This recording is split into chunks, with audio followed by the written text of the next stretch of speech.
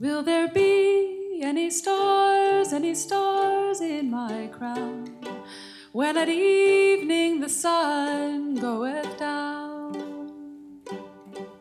When I'm writing music, I'm always thinking of sort of textures and patterns and sewing things together, or like cooking, and I love the way that quilters talk about quilting, or how craftspeople talk about their craft. As a quilter, you can sort of follow a strict pattern, or you can sort of go off from it. It's all about sort of trying to find some kind of individuality, or not, depending on who the quilter is. That's how I think about music. Do you follow a path that has been done, or do you sort of change it just a little bit? Do you make it your own? What is creativity and what is craft?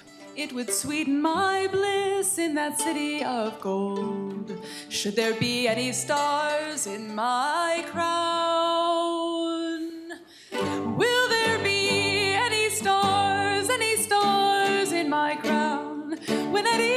In Greenville, there was a really big Suzuki program started by Joanne Bath, who has sort of cultivated a huge network of violinists. I started when I was about 2 years old. My older brothers played violin, and my mom taught Suzuki violin. Then I discovered chamber music when I was 10 or 11, which you play in a quartet, and then you're responsible for your own part rather than playing the same part as everybody else. And that was really exciting to me. I just fell deeply in love with music and then wanted to make it myself. I started freelancing in New York City, started a degree at Princeton, a PhD in music. In the third year, I won the Pulitzer Prize, and it was like my life changed quite a bit at that moment.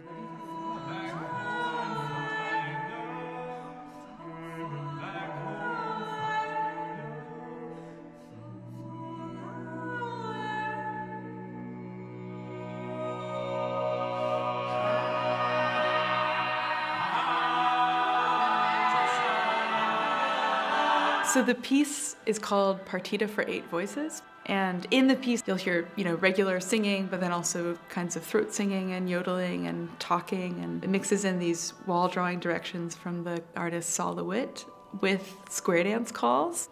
Mostly I was just interested in the sound of people calling square dances and how those directions are creating all these amazing patterns on the floor. For me, that's just sounds like music. So I had all these, sort of people talking and jamming. My uncle says that he thinks it sounds like Thanksgiving at my grandmother's house when everyone's talking over each other, and then suddenly it bursts into a big chord.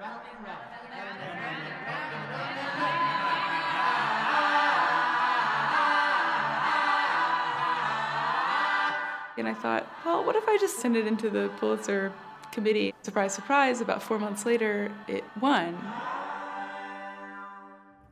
There's a moment of Partita that, in my mind, is deeply married to this one particular view of the Albemarle Sound, so up in the sort of northeastern part of the state, where my grandmother lives.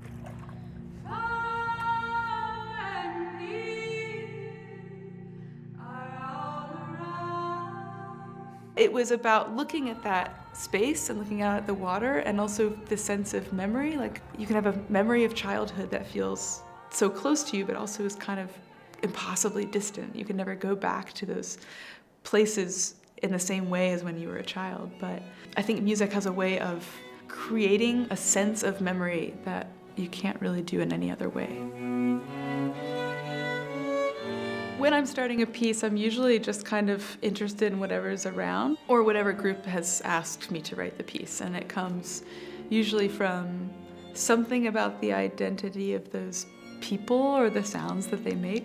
But there are some things that keep coming up. I love the sound of things falling apart and breaking apart and then coming back together again. I also love a lot of old hymns. The holy ones, behold, they come. I hear the noise of wings. Oh, come, angel band, come and around me stand. Bear me away on your snow white wings to my immortal home. Bear me away on your snow white wings to my immortal home.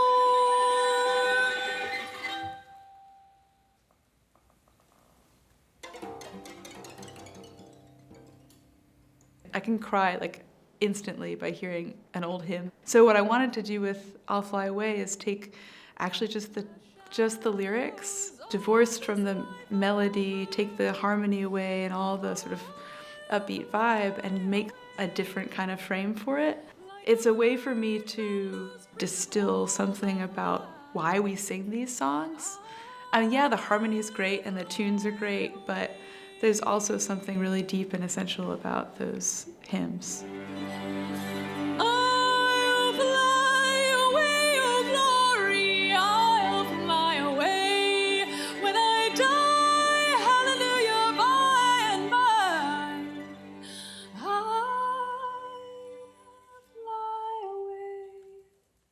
Some of my work involves getting to collaborate with a lot of different kinds of musical artists. Kanye West and Bryce Dessner of The National and Richard Reed Perry of Arcade Fire. And what I love about it is just finding what we have in common and also, with huge differences, but it's really just about what makes music interesting, what makes music sort of move us, what is weird about it, and how do we talk to each other with all of those things.